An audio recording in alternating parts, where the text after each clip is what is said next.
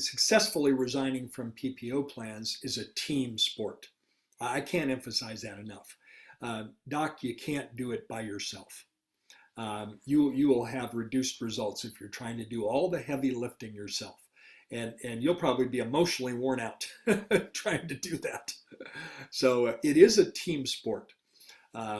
So to the degree that we can get every team member on board and supportive and knowing what their role is will greatly impact your end results. And I think of an end result that just flows off the top of my head, but I'm not sure all of our listeners know what one of the end results we're looking for when we resign from PPO plans.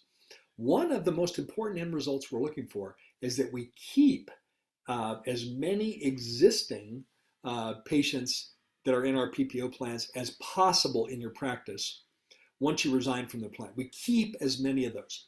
And the reason why that's so important to me, Naren, besides the obvious reasons, is that it's a metric that we can measure.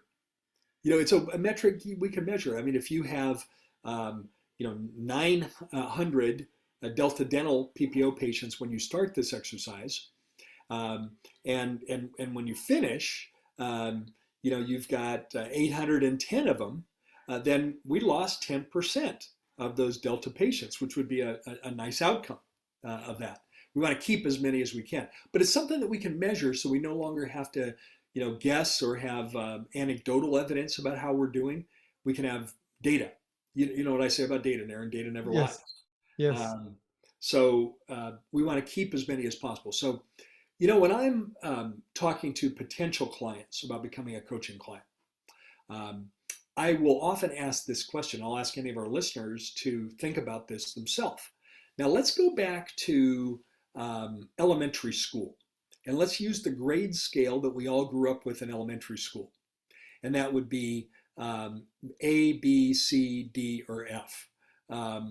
Now, you had that similar situation in Canada, is that right, Naren? Yes. A, B, C, D, or F? Yes. And in your culture, you had better have gotten A's or you were going to be in trouble. Yes. In Yes. fact, A's would be the minimal expectation. A Yes. plus is what you really were expected to get. I know, like my daughter is crazy, but she gets like 96 average. And I'm like, okay, I don't even know how do you get 90. Yeah. But let's go Yeah. back to that. We all know the elementary school grade scale, A, B, C, D, or F. And I'll say, Doctor, this is very subjective, and I understand the subjectivity of my question. But I want you to think about it and tell me how you would grade your practice in terms of being relationship driven, meaning that you're connected to your patients. You develop rapport and relationship. You and your team develop rapport and relationship with them. We know their names. We know their spouses' names. We try to know as much as we can about them. We know their dog's name. We know their hobbies. We know their interests. We know what's going on in their lives. How would you score your practice?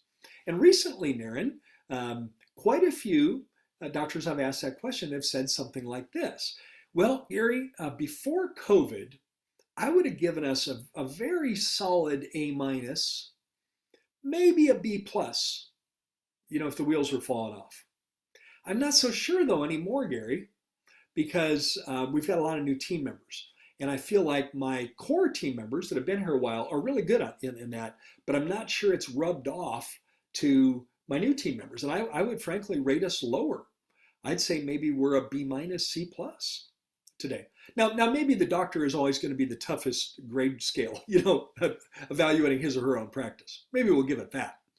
And I'll comment on that. I said, well, then we have some work to do because being relationship driven is a really, really, really important part of our success. He said, yeah, I've got to get my team on board. Does that make sense? Can you imagine that conversation happening, Darren?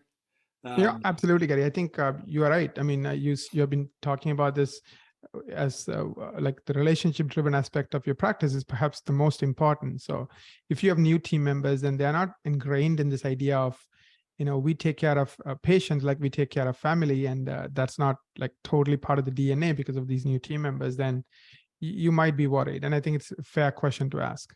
And it's also not fair to be critical of our new team members if we haven't spent the time onboarding and training and bringing them up to speed. Right. And also the culture, right? Maybe where they came from didn't have that mindset, maybe didn't have that culture. So it's not like second nature, it's not automatic. Right.